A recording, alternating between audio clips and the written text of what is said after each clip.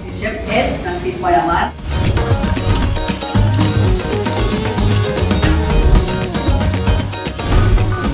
Chef, isa.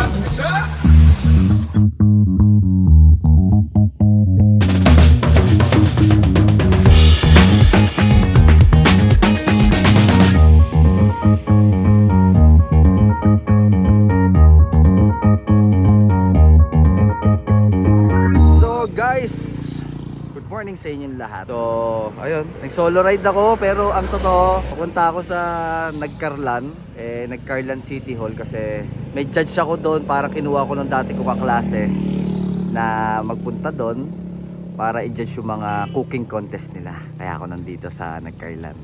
Ayan, di ba? Solo ride. Oh.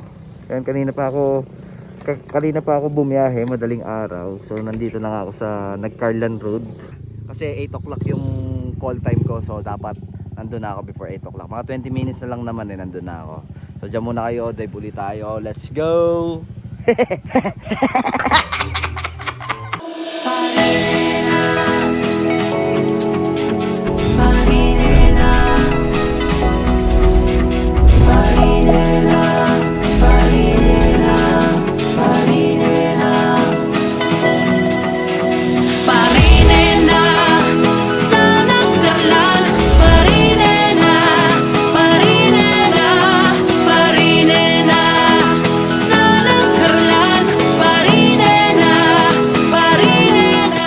Munisipyo na Nagcarlan, pare. So ayan guys, nandito na ako sa Carlan Municipal City Hall. So ayan. Eto pala si Chef Calvin. Hello. Celebrity din yan, lumalabas yan sa unang hearing. Sino may sabi?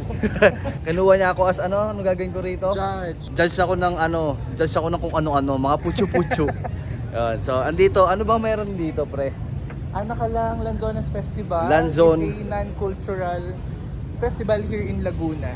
Yon. And ayun, sinaselebrate namin dahil tag-ani ng Lanzones. Oh, ang dami kong nadaanan na Lanzones. So, sana may marami mauwi kong Lanzones. Parang meron naman.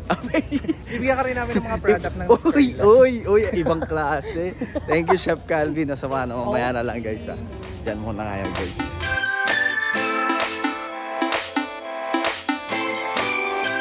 Gusto ko lang malaman, ano ba yung main ingredients nila tsaka ilang minutes yung preparation time nila yan? So, ang main ingredient nila on their entree is kalabaw, which is local product dito sa Nagcarlan. Kalabaw. And then, tableya. Yung dalawa na yun. Tableya. And then, sa dessert po natin, ang main ingredient po natin is lanzones, carrot, at saka ulang balong.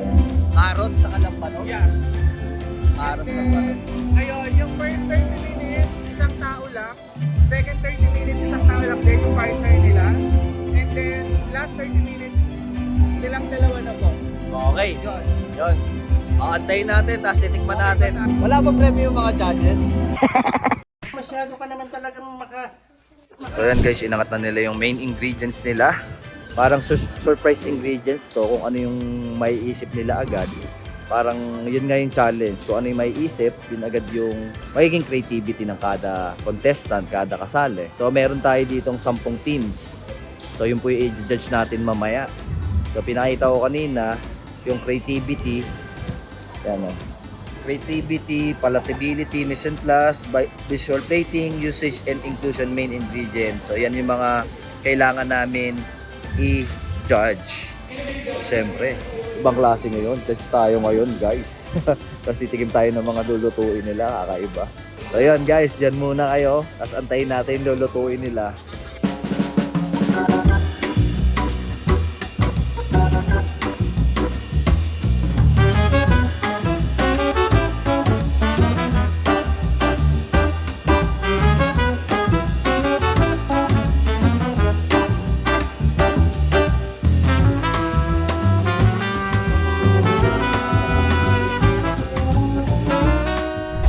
So ayun, may mga fans tayo dito na yan, sila Rian, Patrick, Sir ano to, ma'am?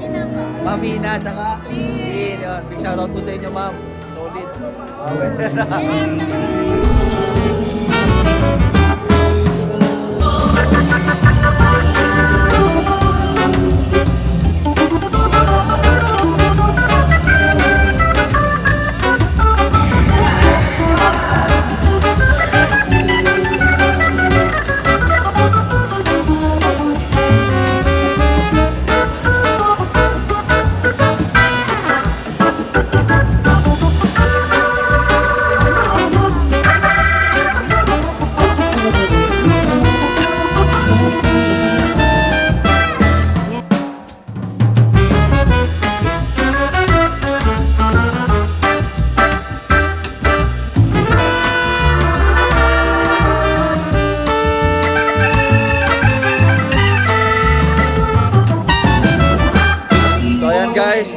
na lahat. Naka-ready na lahat yung pagkain. So, Ayun, tiki judge na nila. man time na, guys.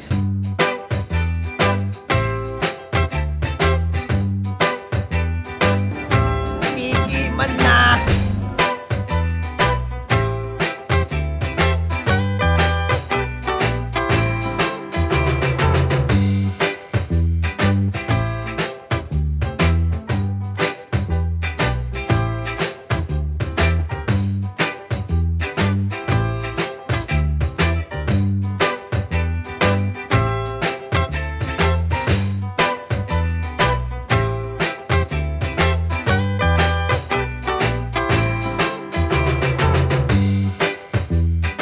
The winners, syempre kasama pa rin po natin ang ating mga minamahal na ama ng bayan ng Nagcarlan, Mayor Elmore Vita, at ang pangalawang tatay, Vice Mayor Rexon Regalo. Third place to receive 91.3% is So, third place muna, guys. Sila yung nanalo. Vice Ganda and Ayon Perez. Palakpakan po natin.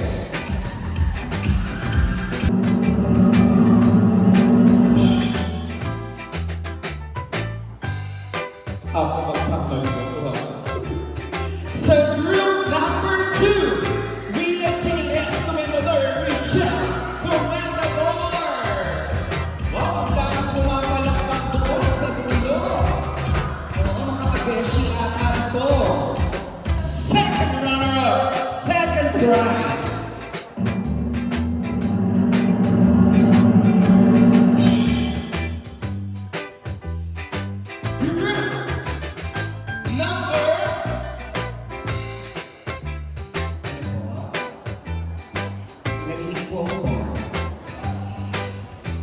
Number 3, Lapi Agan Lisa Heranda. No other than First runner-up. to receive 50,000 pesos in cash. Pero installment po yun in 1 month. Pinakamagaling magluto ngayong kusina ni Ana 2023, October 6, 2023. No other than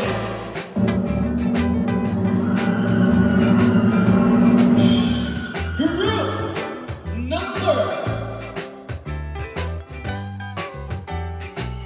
Hi daw po sa ating po ng mga Dabber Cats and sa mga ng people.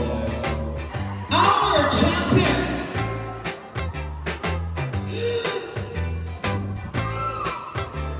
Number 4, Marisa Coronada and Charisse Ontivero.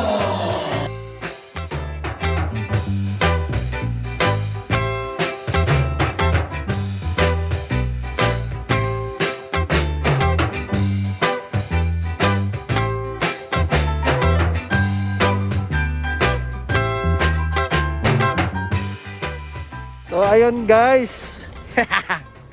So tapos na kami mag-cooking competition. Ako po ay naging isang judges sa pagtitipon nila. So ayun po, 10 po yung mga sumali kanina at isa po ako sa mga horado. At napagbigyan tayo na first time ko po yun, guys, na naging judge sa isang cooking competition. Actually mga amateur lang amateur po yung mga sumali doon. Hindi po yung sanay na sanay o magaling na magaling magluto.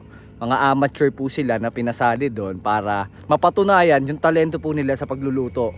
So ang sabi po nila doon sa competition 4 main ingredients, yung kara beef, tapos yung carrots, tableya, tsaka yung lambanog. Yun yung mga kailangan na isama doon sa pagluluto. So yung iba na target, yung iba hindi natin sila hey, shout out!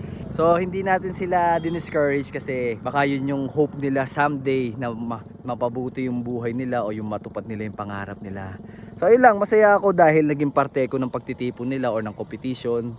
At ayun, maraming salamat po and congrats sa mga nanalo, yung first runner up, second and third.